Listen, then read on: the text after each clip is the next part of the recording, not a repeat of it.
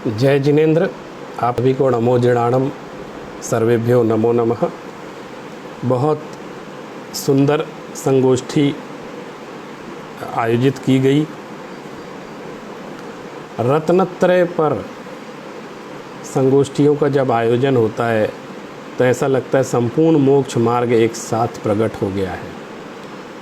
और इसके साथ यदि विशेष रूप से सम्यक चारित्र पर चर्चा हो तो वो और अधिक आकर्षण का केंद्र बन जाता है, क्योंकि शास्त्रों में कहा गया है कि जब तक चारित्र में बात नहीं आएगी तब तक मोक्ष मार्ग पूरा नहीं होगा।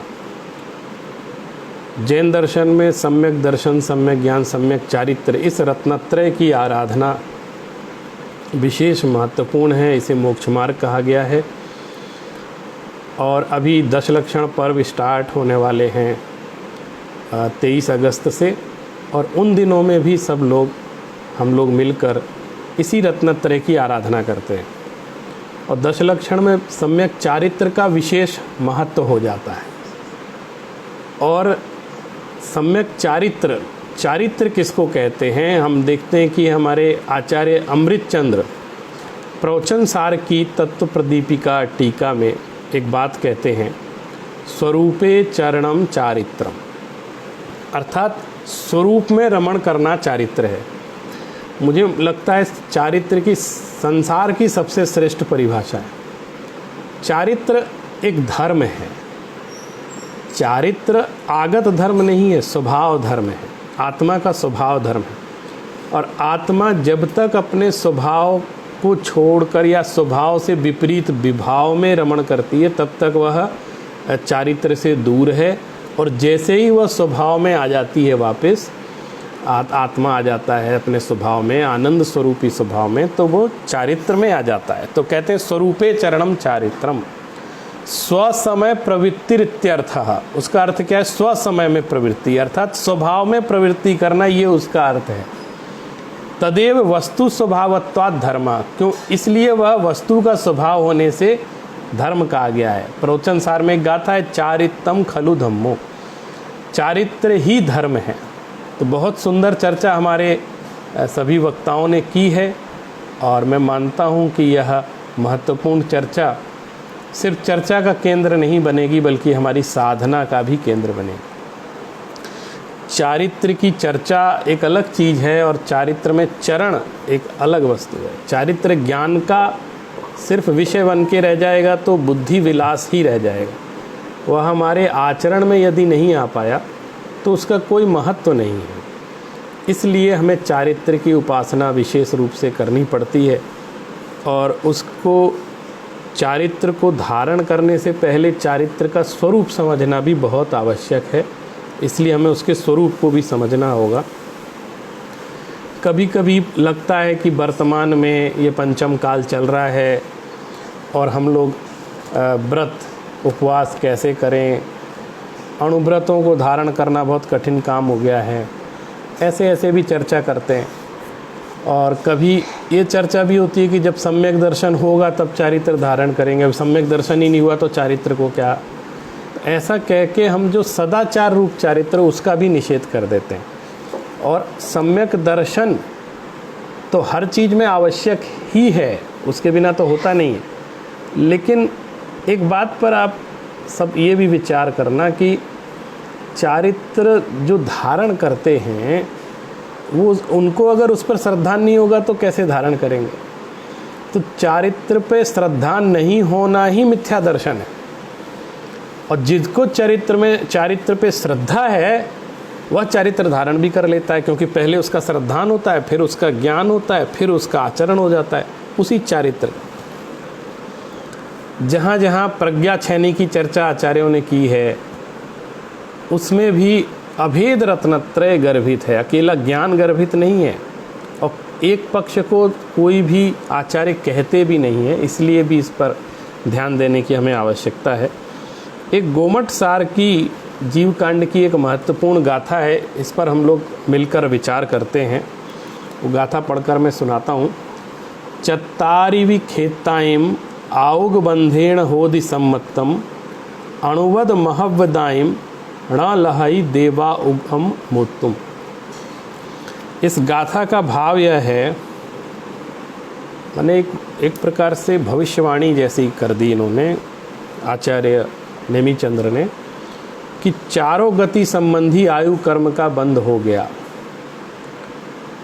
यदि चारों गतियों में से किसी भी गति का यदि बंध हो चुका है वर्तमान में, तो सम्यक दर्शन तो हो सकता है, सम्यक तो हो सकता है, लेकिन बोले देवायु को छोड़कर यदि किसी भी गति का बंध हो गया है तो अणुव्रत और महाव्रत जीवन में नहीं होता।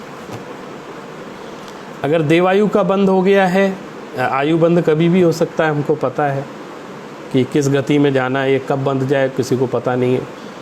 तो अगर देवायु बंद हुई है, देवायु का बंध हुआ है तो अणुव्रत महाव्रत हो सकते हैं, लेकिन देवायु को छोड़कर अन्य किसी गति का बंध हो गया है, जैसे मान लीजिए बाकी की जो 3 गतियां हैं, तिर्यंच गति है, नरक गति है, मनुष्य गति, यदि उसका बंध हो गया है तो कह रहे हैं कि अणुव्रत महाव्रत नहीं होते हैं, मैंने वो करना चाहे तो भी नहीं होंगे उसके लिए।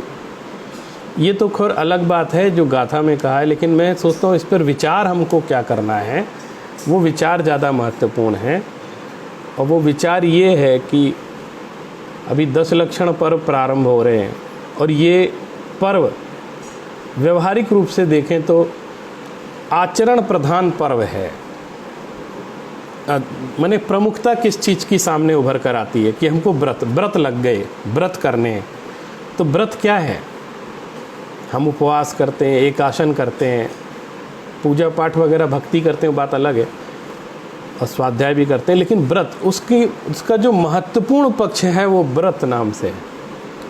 और यदि किसी बहाने से, किसी कमजोरी से या किसी भी कारण से हम व्रतों को अंगीकार नहीं कर पा रहे हैं, हम अपने जीवन में अणुव्रत महाव्रत का पालन नहीं कर पा रहे हैं, तो मुझे भय है इस गाथा को पढ़कर कि कहीं ऐसा तो नहीं कि देवायु के अलावा किसी गति का बंध हो चुका है, इसलिए अणुव्रत और महाव्रत जीवन में आ ही नहीं पा रहे हैं, या उनकी इच्छा भी नहीं हो रही है, मन में मैंने तड़प भी नहीं है कि मेरे अंदर ये होना चाहिए। तो एक होता है बहुत तड़प रहे हैं, बहुत प्रयास कर रहे हैं, लेकिन कुछ कमजोरी नहीं हो पा रहा है, वो भी एक भाव है। लेकिन एक ये कि ऐसा हो ही नहीं सकता, हमसे तो बनता ही नहीं है करना। तो ये जो हमारे अंदर प्रवृत्ति पनप रही है वर्तमान में कि हम किसी भी तरह के नियम धर्म को एक अजीब सा वो समझने लगे हैं कि इससे धर्म नहीं होता है, ये भी इस अकेले से धर्म नहीं होता है, ऐसा सोचने लग गए हैं। और उसके लिए एक बहाना, मैं तो बहाना भी बोलता हूँ इसको, कि बहाना भी हमने एक बहुत अच्छा खोज लिया है कि चूँकि सम्यक दर्शन नहीं है और सम्यक दर्शन के बिना चारित्र होता नहीं है, तो बात ख़त्म।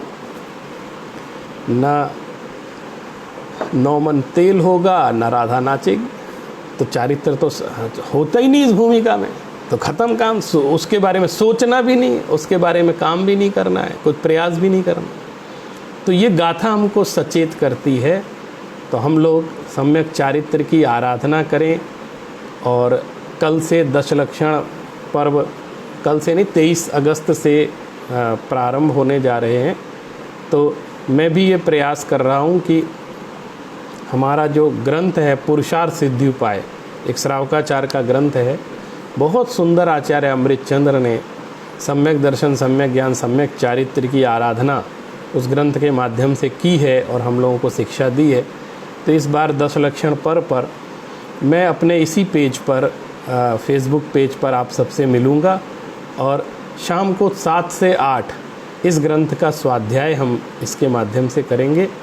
आज की संगोष्ठी में जिन जिन वक्ताओं ने अपना वक्तव्य दिया है उन सभी को मैं साधुवाद, बधाई देता हूं कि उन्होंने अपने उपयोग को निर्मल किया।